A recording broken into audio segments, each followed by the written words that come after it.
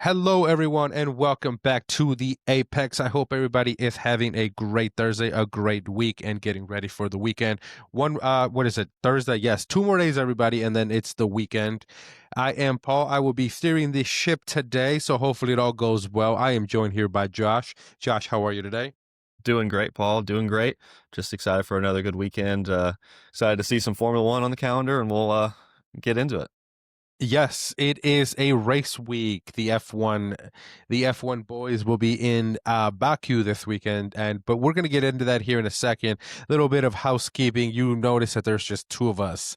Meredith is on vacation. She is going to her sister's wedding somewhere in Europe. I know she told me, and I just don't remember. So, I hope if she can hear this, I hope she is having a great time, enjoying a lot of beverages, and hopefully she can get some F1 watching this weekend. She did send her picks in, so when we do predictions later on this episode, we will be able to give you hers. But let's kind of get right into it. The IndyCar schedule came out for next year, and there was a couple surprises and a couple shifts. The big one for me was IndyCar is not going to Mexico like it seemed like leading up to it. It was all for sure, like, oh, we're for sure doing this, and then something must have happened in the last minute. My guess is it has to do something with the World Cup, the World Cup next summer being shared between Canada, the U.S., and Mexico. There's a lot of logistics issues, a lot of money, a lot of production companies. So I'm sure that's the reason why. I know they've been trying for Man, it seems like forever they've been trying to go to Mexico and it has not worked. So hopefully in 27 we can get it. I know there was a brief talk about going to Washington, D.C., but that's clearly not happening. Um, we are going to get a triple header right off the bat. They're going to Florida, starting the year off with St. Petersburg. Then we're going to Phoenix, which is also they're going to tag team with NASCAR for that one. So that should be fun. And then, man, what was that third one? I totally just had a It's brain fart. Arlington. Arlington, yes, Jerry World. So it's going to be a new one. Who knows? Jerry always seems to do things right and do things big. I do know that tickets are been selling like hotcakes for that one. So that's going to be a lot of fun. The other change, we are not going to Iowa next year and we are not going to Thermal. Iowa is a very fast oval, so it kind of sucks we lose that one. Thermal, I really could give a crap about. It was just thrown in there. I don't really like the track. I don't really see the point in going there.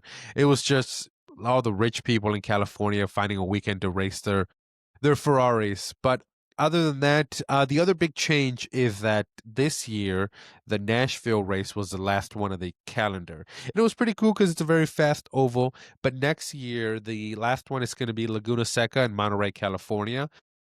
It's not one of those great tracks where it's a lot of overtaking, but it's still a really fun track. But they are moving Nashville to July 19th. And if anybody is a big soccer fan, July 19th is also the final for the World Cup. So it's going to be the final in the morning or in the afternoon, and then they're going to piggyback it into the Nashville race. So what I'm assuming IndyCar is trying to do is capitalize on some of. I think last year was like 18 million people or last 4 years, 18 million people that watched the World Cup final. So I'm hoping and I'm thinking that they're just trying to piggyback on some of those viewers that'll go straight into the World Cup into the national race, and it's a fun race. We saw a lot of great wheel-to-wheel racing with Alex Palou and Pato Awards.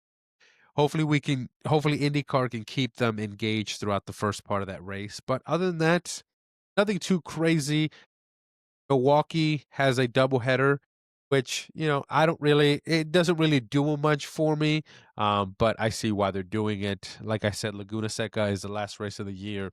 It definitely attracts a lot of money, a lot of California money. I know that there's a pretty big golf course nearby. I want to say Pebble Beach, but I'm not a big golf guy. Josh, you'd be able to better answer that one.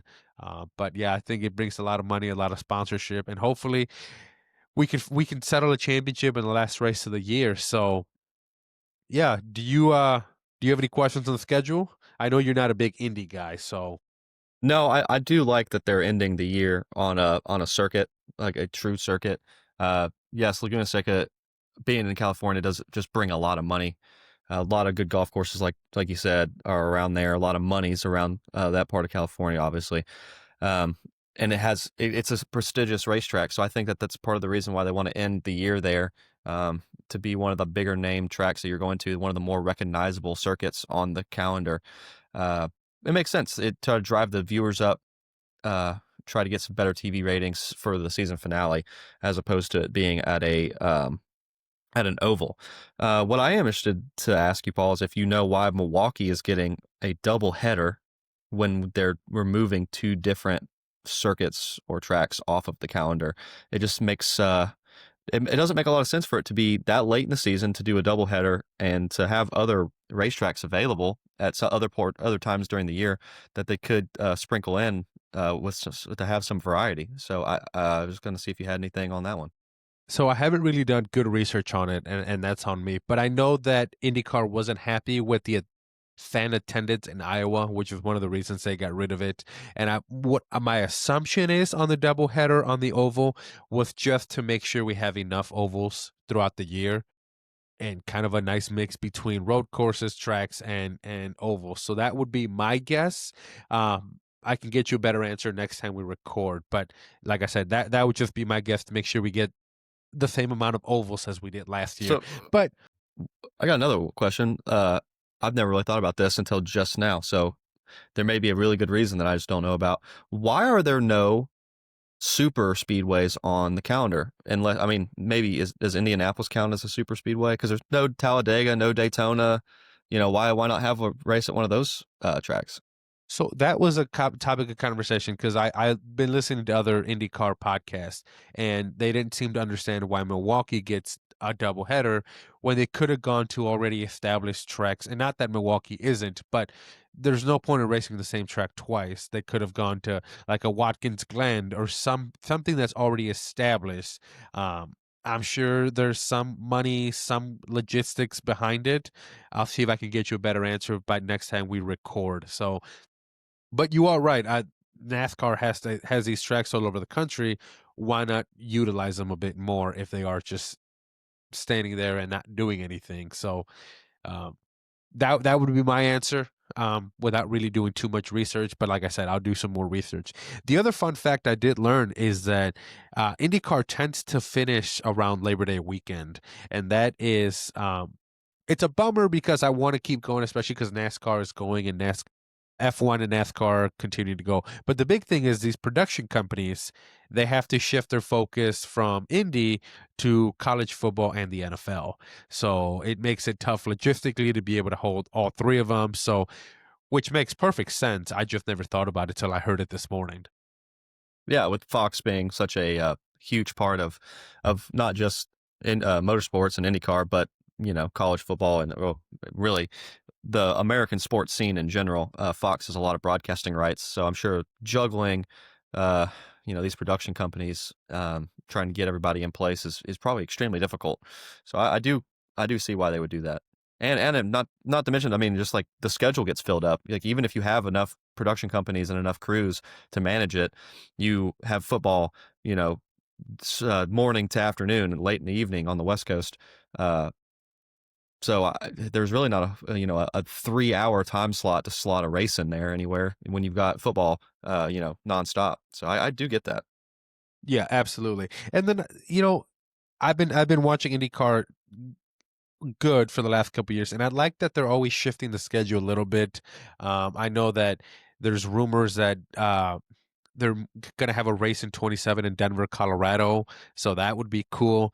I really enjoy that. Like I said, I really enjoy that they're always shifting and moving things around and going to different tracks. It kind of spices things up a little bit. Yeah, variety is always good, especially in the States we do have an abundance of racetracks.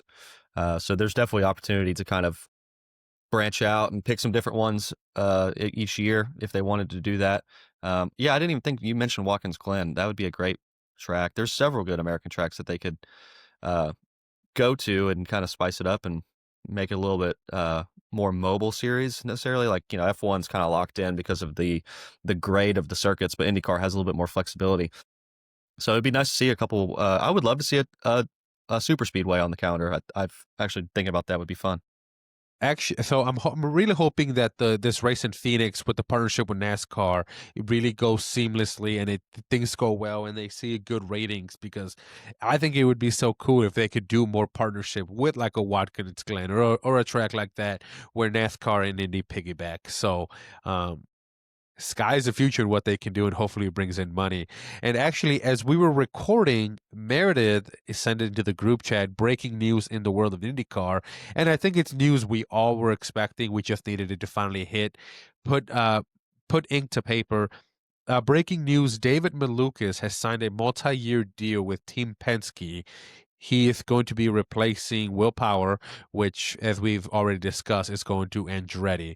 Um, David Malukas is a great young talent who showed great potential last year, especially in ovals. So him going to a powerhouse like Penske, sky's the limit on what he can do. I'm really hopeful for his future. It'll be interesting to see how he works with the likes of Joseph Newgarden and Scott McLaughlin, two great established names, two veterans. So hopefully he can learn a lot. And the other interesting thing I learned, and I would like to get more information, drivers don't get to keep their numbers because, we're so used to in F1, Lewis is 44, Max was 33, and then the one, Checo is 11. Um, no, I mean, David Malukas will be driving the 12 in Team Penske, which is weird because you always see 12 and you always attach it to the driver of Will Power. So I found that interesting, and I definitely would like to do more research on why they don't get to keep their number. That'll definitely be some homework for the next few episodes. Hmm. Interesting. It's got to be owned by the team or assigned to the team in one way I'm or the other. sure. But I was going through some of my autographs that I got in Nashville, and a lot of those drivers like signed, well, yeah, like Will Power signed my hat with the number 12 on it. So I was like, well, now that's got to be weird. And I was got to change his autograph and move things around. But I'm sure I'm sure much like Josh said, the team owns that number. So, but yeah, do you have any final thoughts on Indy before we move on? No, I think that covers it. Yeah, so that's kind of the Indy coverage for today. Let's shift gears over to F1. And like we alluded at the beginning of the episode, the F1 boys are back. They are racing in Azerbaijan. Baku? Is Hmm. Baku the country? Forgive me if I'm dumb, but because they say Baku and Azerbaijan. Which one is it? So Azerbaijan is the country and Baku is the city. See, clearly I failed high school geography, everybody. But yeah, it's a very fun track. It's very going down that castle. It's pretty legendary. There's some pretty tight corners and that really long straight, which is a lot of fun. I saw this morning that there's like an 88% chance of a safety car this weekend, so it's for sure going to keep things spicy.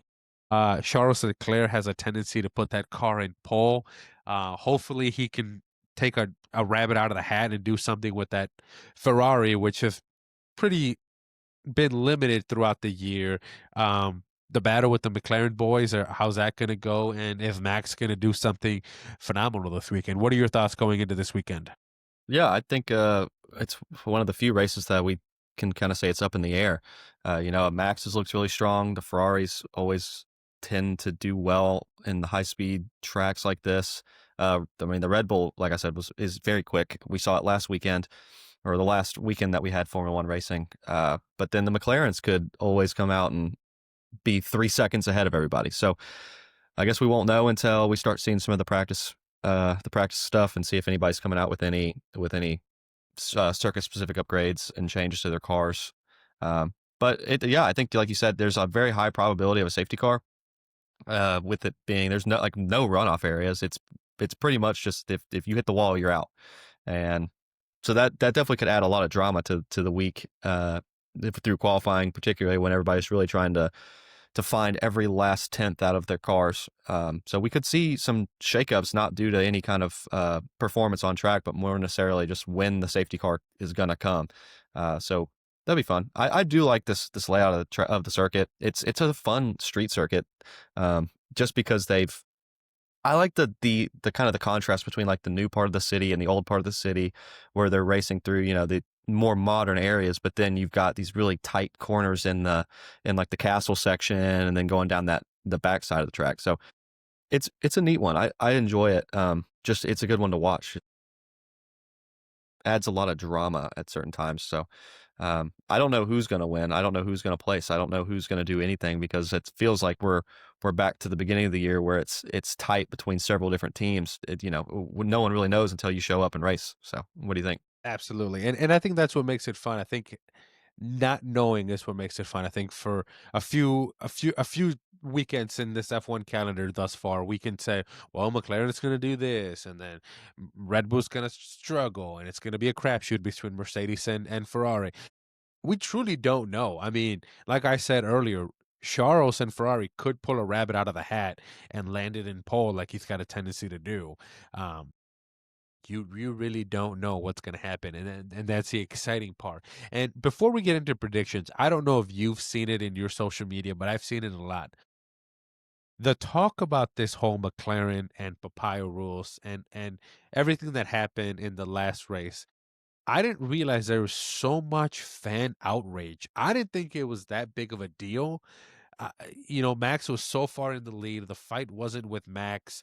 There, the fight was between both of them. It just seemed fair. Looking back at it and having everybody digest things, people are utterly pissed about this. What are your thoughts? Well, I think people are going to be mad one way or the other, because if you're a Lando fan, you're going to have a feeling one way. And if you're an Oscar fan, you're going to have a feeling another way. And you're going to be completely secured in your thought process that like your driver should have been allowed to have that position, right? So I'm not particularly a huge McLaren fan. So looking at this from the outside looking in, it does seem like it was a fair move. It was a team decision to allow one driver to pit above in front of the other.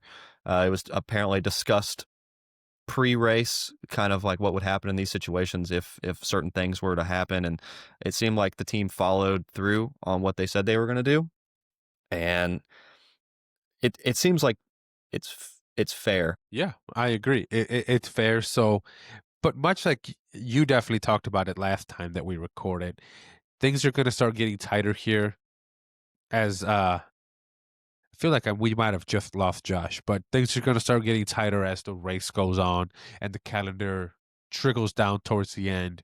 Who's going to be first and second? What happens when there's two races to go or three races to go? Who is the McLaren team going to prioritize?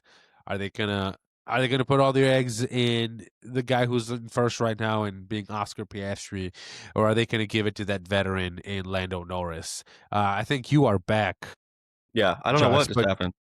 yeah, I don't know what happened either. But I was kind of piggybacking on what you said. It was fair, but it's gonna Zach Brown and that whole team is going to have to start answering difficult questions as the calendar comes to an end, because things are going to start getting spicier. What are they going to do? Are they going to give it to the young guy Oscar Piastri, who is in the lead right now, or are they going to give it to Lando Norris, who is their veteran, who has been there through thick and thin, who has been at the back of the grid for so long? There's going to be some tough questions to be answered and tough decisions being made. And ultimately, you're going to have to piss off a driver. Both of those cannot stand at the top of that podium with the championship trophy. There has to be ultimately one winner. So, what is this papaya rule? Who are they going to give it to? So, I'm hoping they can start figuring things out this weekend. But yeah, it's going to be a tough time for McLaren and a lot of tough questions. Yeah, I think that I don't know if they're going to answer those questions. I think that it's going to come down to an on-track performance. I don't think they're going to pick one driver over the other. I think week by week, it's going to be who qualified better, and whoever's in front of the other driver is going to get kind of that first driver preference. I don't necessarily think the McLaren's going to just say, okay, well, we're going to put all our eggs in, with Lando. Lando's the vet. He's the team. He's the number one driver. He's been in the team longer, so we're going to give him the preference every race. I think McLaren's just going to say, if you're in the lead, if you're in front of the other driver, you're going to get preference. And yeah, I think it's going to get to the point later in the year that if it is a tight points race, it's going to be there will be no team orders. I think it'll just be based on outcome. In the last couple of races of the year, if it's really tight like that, I don't think that McLaren makes that decision to swap drivers, swap positions. I think they just say, you know what, that's the consequences of racing. Sorry, it wasn't your fault. It wasn't our fault. It happens that way. I just don't think they make that move with 2-3 races left in the year. I think it's fine for the midseason when they're trying to keep it fair as much as they can. I just don't think that that's a thing. I don't think they make that decision to swap the drivers much later in the calendar. But I think there still has to be that question answer. You can't just keep kicking the can down the road. We have two number one drivers. We have two number one drivers. Eventually, something they have to just go ahead and say, much like you said, whoever's first gets it, whoever's second doesn't get it. And I feel like they just keep kicking the can down the road, and those questions keep getting stronger and harder for them to answer. You can only avoid it for so long until something is going to happen. Lando and Oscar cannot continue to play this PR game, little nice guy. Something's got to give. It will eventually, but I think it looks like they're gonna trade off these wins. It's gonna be, if they continue to have the pace, they're gonna trade off. 1 week Lando's gonna be winning, 1 week Oscar's gonna be winning. So if they continue to do that, the points battle should get closer as the year goes on, unless one guy just runs away with it, which I doubt. But like I'm saying, if we get further in the year and the points battle's closer, I mean, I think eventually there's going to be some on-track squabbles more so than we've seen now. And I'm not sure if the PR thing will be much different because I think those guys are pretty well PR managed. I don't think they're going to have just full-on, meltdowns in the post-race interviews about the other driver, about the team. I don't think that's either one of their style. I mean, particularly Oscar, he's not going to go out publicly and say anything. So I think a lot of this is going to be they're not going to say anything publicly there, but there may be a lot of things happening behind the scenes in the team meetings that we'll never be privy to, where these decisions are made. So they may be answering your question, but they're just not going to tell us about it. Man, to be a fly on those walls would be freaking interesting just to really, really hear what's going on. But this is going to be a story that continues to unfold with a handful of races left throughout the year. But before we get to predictions, I know I've talked about it and we keep moving the car to the side. F1 had some breaking news. They've established what six sprint races will happen in 2026. They are going to have sprint races in Shanghai, China, Miami, Montreal, Silverstone, Zandvoort, and Singapore. What are your thoughts on? Well, I've got some statistics that I'm going to read off because I saw these on the article on the F1's website. Uh, Okay. because this kind of I had an opinion about this, and then I read this article, and I realized what they were actually hunting, and it made me think a little differently. So Lewis Hamilton's sprint win this year had an 84% increase of live TV audience across the top 15 markets compared to last year. That's a wild increase in viewership, right? And then Lando's sprint win at Miami was watched by 26.6 million TV viewers, which is an 18% increase. And Max's sprint win in Belgium saw a significant increase in both heritage and growth markets, which I'm not 100% sure what that means, but an increase is good. Germany during that race there, they break it down by country. Germany had a 40% increase in viewers. France had a 42% increase in viewers, and China had a 182% increase in viewership. So it is obvious based on just that alone and looking at absolutely nothing else that viewership for these sprint races is nuts and is absolutely massive for F1, and they're going to look at that, which makes sense when you look at Stefano Domenicali's comments recently about how they want to kind of change some of the formatting in future seasons and maybe add more sprint races and things like that. Makes sense now looking at these numbers why they would want to add some more of these sprint races to the calendar. So that, I mean, based on that, like, what do you think on those comments? I mean, holy crap, those were some staggering numbers. I didn't realize sprint races were as popular as they are. I mean, I've been a huge proponent on how much they suck. I think they're pointless. I think we're potentially causing more harm than good, and one of these drivers wrecking the car, or ultimately at worst getting hurt when there's really not a lot to battle for. But it seems like that's not the narrative worldwide. It seems like the narrative is this is good, and there's always a reason why people go on and say things in the media. There's a reason why he talked about wanting to rearrange things and shift the weekend because they have seen this increase in viewership and numbers, which is ultimately good for the sport and good for everybody's wallet who owns a team and has a stake in the sport. So, man, I don't there's not much else for me to say other than I'm shocked. Did not think it was going to be as popular as it was. Yeah, I didn't realize it was that popular either, which it makes sense. I mean, all of our media today is really built around much shorter content, right? People don't have as much attention span today as they did years ago. And one of the biggest complaints I see about people talking about Formula One is it's too long and too boring. So a sprint race where it's a lot, you get most of the excitement in the first 10 laps anyway.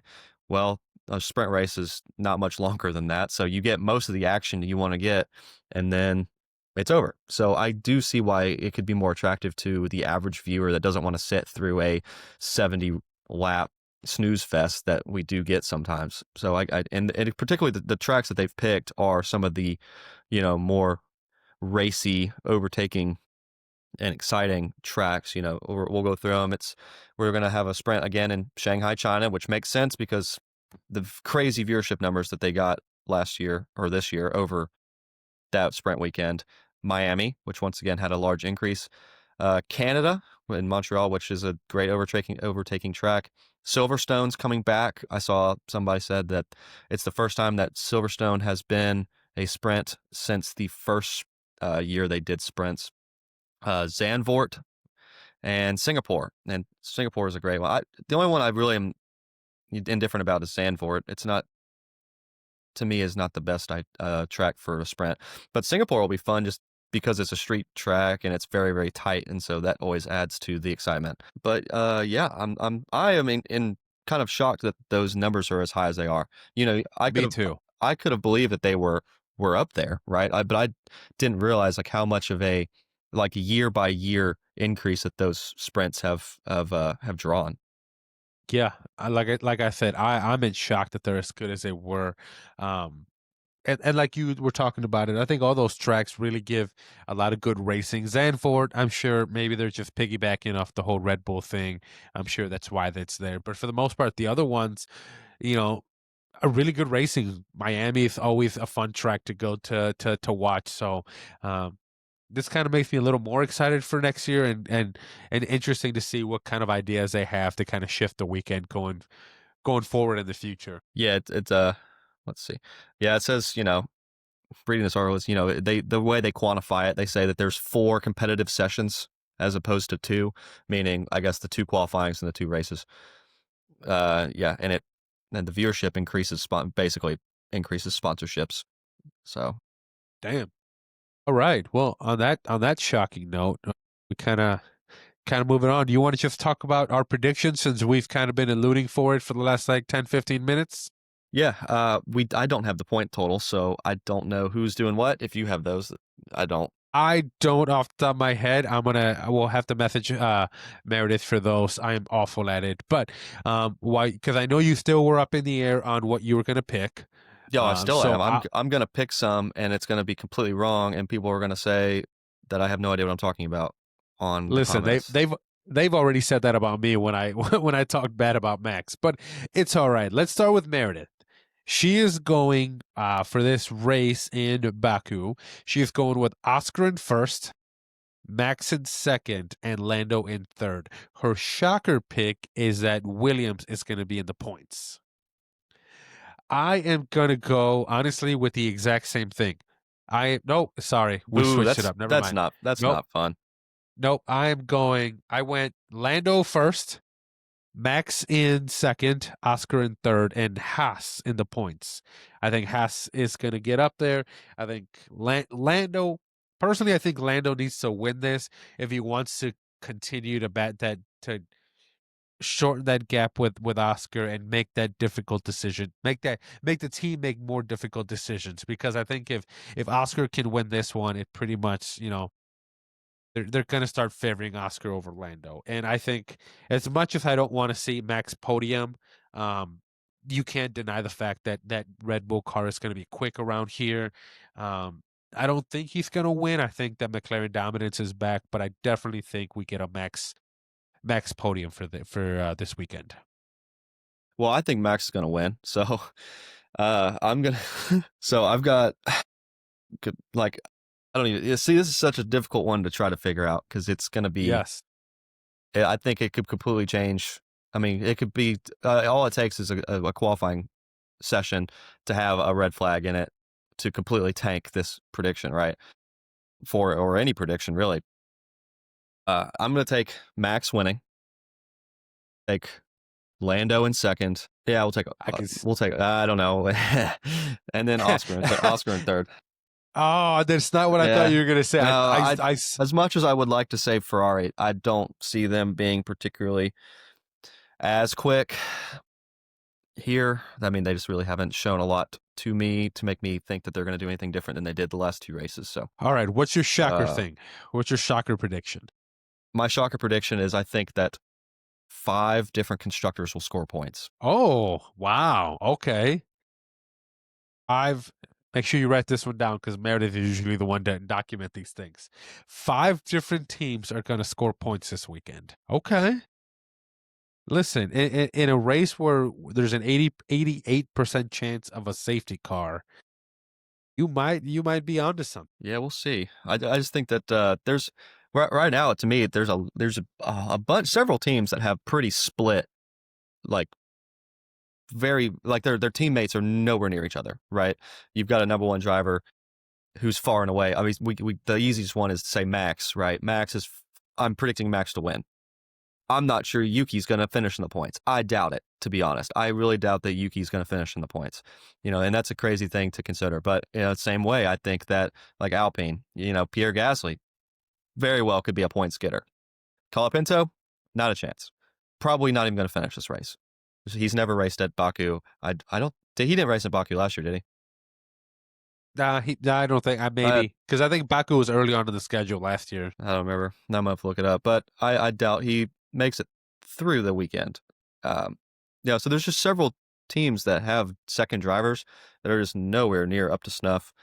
So I could see there being several different splits, like a points getting driver and then their teammates down in the bottom. So see results. Now I'm really curious on this whole Colapinto one. I don't think he was in it. What I'm trying to see. Bear with us, everybody. We're gonna get to the bottom of this in real time.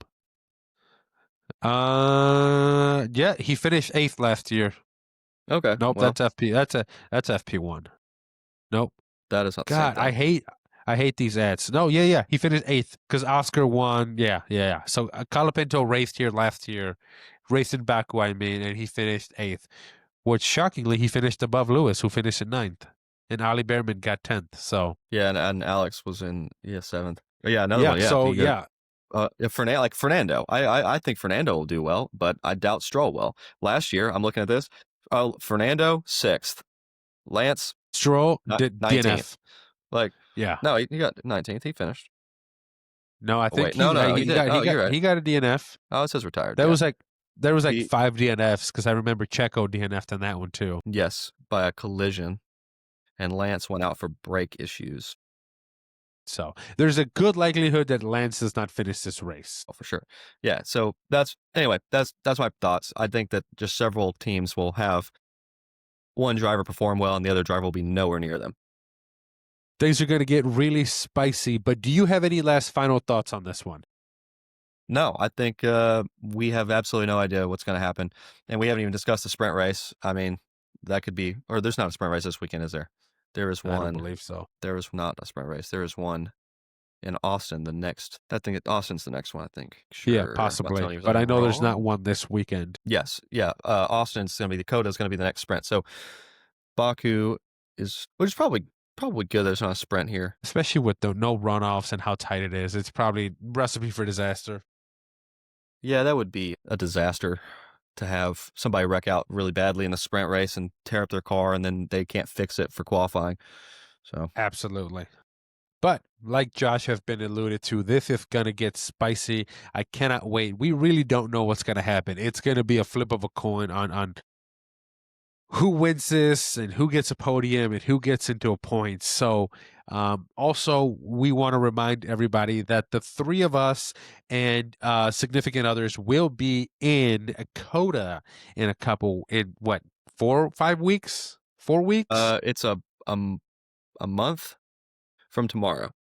Perfect. I cannot wait, dude. I'm super excited. Counting down. It's going to be a lot of fun. The three of us together in one place. There's going to be a lot of great content that is going to come out. I don't know what's going to happen, but I'm super stoked. So if anybody's listening, that's going to be there. We will be there. Stop by, say hi, take pictures, and we can't wait to meet all you guys. We can't wait to watch a lot of fun racing. So with that, I hope Meredith is having a great vacation somewhere in Europe. Josh, I hope you have a great day. Enjoy your Sunday, and we will be back with you guys with another episode on what we thought happened in Baku. Take care, everybody. Yep. We'll see you guys later.